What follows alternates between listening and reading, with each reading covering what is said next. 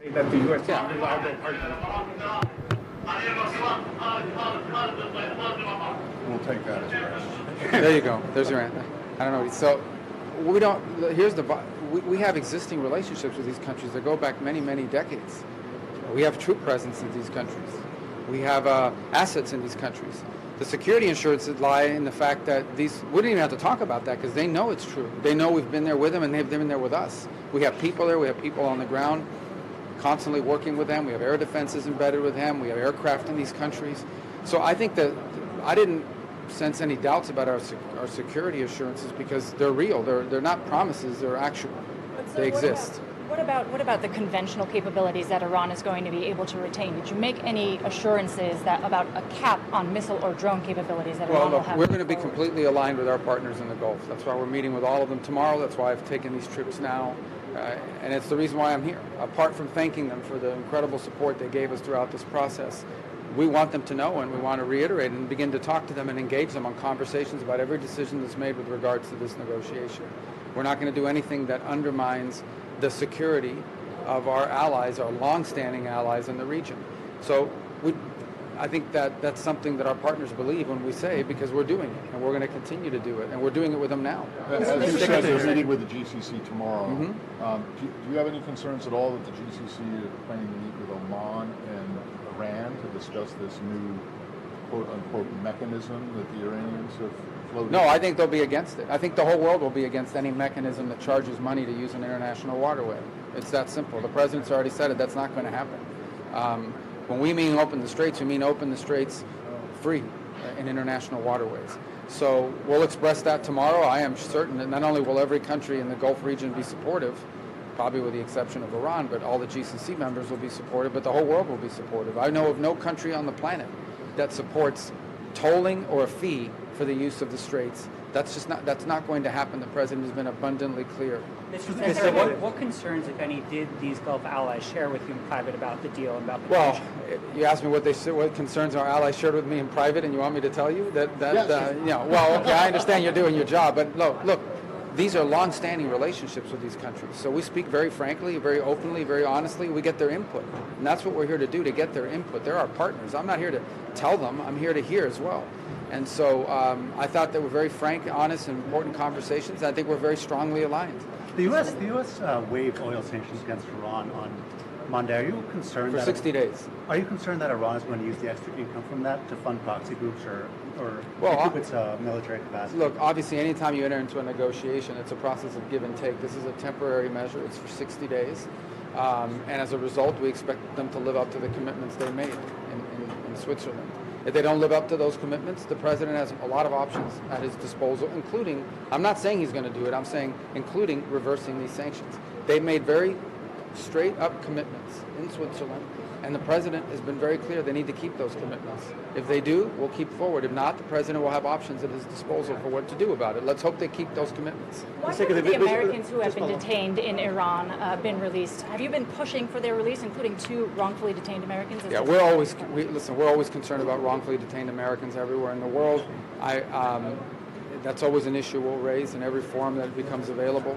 But I don't want to discuss any specific cases. It complicates them. And that's not just true with Iran. That's true in other parts of the world as well. But just know that the issue of wrongfully detained Americans, we have an entire office that's dedicated to that. We raise it in every forum and in every opportunity we get, and we make it our highest priority. And this president, by the way, has a record of getting Americans released that's unparalleled. The number of Americans that we've gotten released from around the world as a result of the efforts of the SPIHA office, as it's called, and of course of the president. So we'll always prioritize wrongfully detained Americans everywhere in the world. Mr. Secretary, with oil price dropping and diplomacy advancing, is the administration dropping the idea of issuing new waivers for Russian oil? Potentially. I mean, that's a decision the president will have to make as we get closer to the expiration date. But that was, as I said, that was temporary. That was designed to help stabilize the global market. I'm not going to get ahead of the president on making announcements with regard to what will happen with that waiver once it expires. But obviously that'll be an option he has available to him because if oil prices are now dropping, I think they opened today lower than they were before the conflict. So if that trend continues, obviously the president will have to take that into account when making that decision. Israel-Lebanon talks, Israel signaled that it's reluctant to withdraw its forces back 10 kilometers from the buffer zone. Is that something that you would support as these talks go on in Washington? Israel withdrawing from some zones in southern Lebanon? Well, the only reason Israel is in Lebanon is because Hezbollah launches rockets and drones from there. They've made that clear, and the talks continue today. They started yesterday. They'll go on today. They'll go on tomorrow, and that's exactly what they're talking to the Lebanese about with our mediation. And that is our hope that the Lebanese armed forces and the legitimate sovereign Lebanese government will continue to be able to control and secure more and more of their own territory, because that's who needs to control Lebanese territory, not a terrorist group like Hezbollah. So that's the goal. And I think the Israelis have been clear. They don't have any quarrels with the Lebanese people. They don't have any claims on the territory of Lebanon. The reason why they're involved there is because territory of Lebanon is being used to launch drones and missiles against Israel.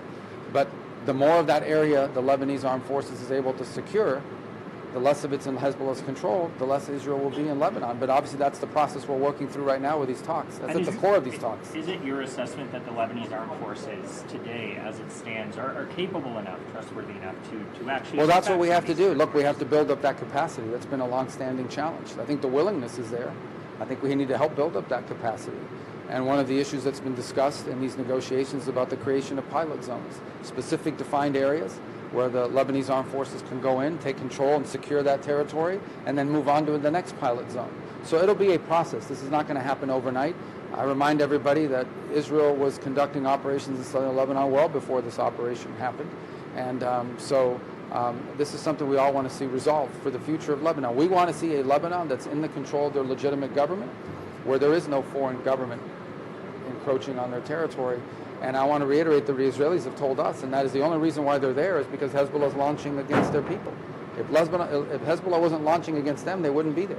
So how soon should nuclear inspectors be allowed into Iran? As soon as possible. And the president said that yesterday. They'll be there when they need to get there, but that needs to happen. That's a commitment they made, and it's one they need to keep. Sure, the president has continued to threaten to bomb Iran, if it doesn't comply with some of his requirements in his negotiations. Is that sort of, in any way, shape, or form complicating these negotiations? No. No, what the president stated is very clear. We expect them to keep they want to get into a negotiation, we'll do a negotiation. If they make commitments at the negotiation, they need to keep them. If they don't keep them, the president has multiple options at his disposal. That includes sanctions and includes other things. So I think the president's been cleared. If we're going to get a deal, it has to be a real deal and it has to be a good deal. If Iran wants to make a good and real deal, the United States is open to that. If they're not, then of course the president has options. We want this to work out. We hope it works out. But if it doesn't, the president knows what his options are, and I'm not, that's all I'll say about it for right now. Pakistan just announced next phase of Iran talks for next week. I think the technical group will be back, I believe, on the 29th or the 30th. They've broken up into work groups on various subjects. I believe they're going back to Switzerland, if I'm not mistaken. So, but either way, the technical group will reconvene again on, I believe it's the 30th. Don't exactly quote me, but they've broken up the negotiation into separate work streams on separate topics, and the technical group will return on the 30th next week to continue those talks. So do you believe that? Do you believe, as some elements of U.S. intelligence have assessed, that Israel is interested in undermining the current MOU? I don't know what intelligence are you talking about? It's been reported. But it's being reported, and it's fake. Do you believe that to be true? I don't know where you're getting that stuff from. We're working on this. The Israelis exactly know what we're working on. All of our partners in the region know what we're working on. Everybody understands what the president's red lines and positions are on this. I don't know what reports you're referencing. But is it your view that this regime is more reasonable than the one that preceded it? Are they easier to deal with, and are they unified now? Are they providing unified... Well, I'm not going to comment on their internal structures and whether they're unified or not unified, because it doesn't matter. What matters is what they do or they don't do. They either do the things they claim and agreed to do, or they don't. And if they do it, then great, we'll keep moving forward. And if they don't, the president's been clear about what's going to happen and what could happen. But let's hope they do. Let's hope they mean it. Are you going to be involved in the technical talks? No, the technical talks are at the staff level, experts on nuclear energy as an example, on sanctions and so forth. So the technical level will be, there's individuals from the State Department that will be involved in those talks, along with people from the Department of Energy and so forth. That's what the technical level is. Can I just go on Sudan, sir? You were just in the UAE. Did Sudan come up in your It discussions has, with and it Iraqi always comes up. officials? Were you pushing the UAE to stop its support for the RSF, especially with the? Well, we've pushed all outfit? sides. You know, we had great momentum coming out of Berlin in terms of some agreements that were reached. Now we need to make sure that those are complied with. We continue to engage. Mossad Boulos, our special envoy, is engaged on this on a daily basis. Every opportunity we get, we'll raise it again tomorrow because the Saudis will be there as well. So we raise it with all of the parties that are involved or have relationships with the parties on the ground. But we want to see a ceasefire combined with the opening of humanitarian areas so we can get humanitarian relief, and then ultimately we want it to lead to a permanent peace. And we don't want, but our number one priority is to get the fighting to stop and the humanitarian aid to flow, because what we're facing there is a catastrophic humanitarian situation, and it's only going to get worse, and that can't happen. So we've continued to pressure, and I wouldn't even use the term pressure, we've continued to raise this topic with all of the countries, particularly the 3 other countries or 4 countries we're dealing with that have influence over the parties on the ground. Is that Okay? what Michael Thanks, Could you guys. clarify what the role of Michael Boulos was today? And you've been listening to Secretary of State Marco Rubio during his trip to Kuwait. He's taken questions from reporters. A lot of the questions from those reporters has been about the war with Iran and ongoing negotiations to end them. So let's bring back Nikole Killion live at the White House for us. Nikole, what stood out to you from what we heard there from the Secretary?